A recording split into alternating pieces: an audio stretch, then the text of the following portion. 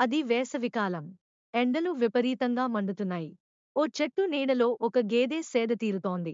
అది తన కళ్ళను సగం మూసుకుని ఆహారాన్ని నెవురువేస్తోంది. ఇంతలో ఆ చెట్టు మీద ఒక కాకి వాలింది. ఎండ తీవ్రంగా ఉండటం వల్ల చెట్టు మీద కూడా కాస్త వేడిగానే ఉంది.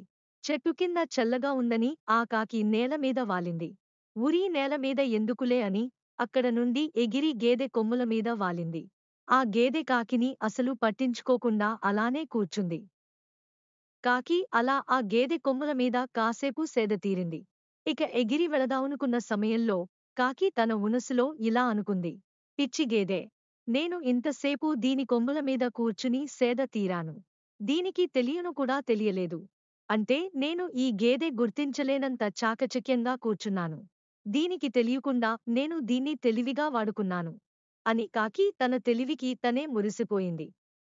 గేదె కొమ్ముల మీద నుంచి ఎగిరి గేదె ముందు గర్వంగా వాలింది. నేను ఇప్పుడు వెళ్ళవచ్చా? అని ఎగతాళిగా గేదెను అడిగింది. నీలాంటి అల్పప్రాణులు నా మీద వాలి సేద తీరి వెళ్లడం నేనసలు పట్టించుకోను. ఒకవేళ నువ్వు నా మీద ఇంతసేపటి వరకు సేద తీరినందుకు నాకు కృతజ్ఞతలు తెలిపి ఉంటే నా దృష్టిలో నీ స్థాయి పెరిగేది అని బదులిచ్చింది ఆ గేదె. దీంతో కాకి గర్వం పటాపంచలయింది.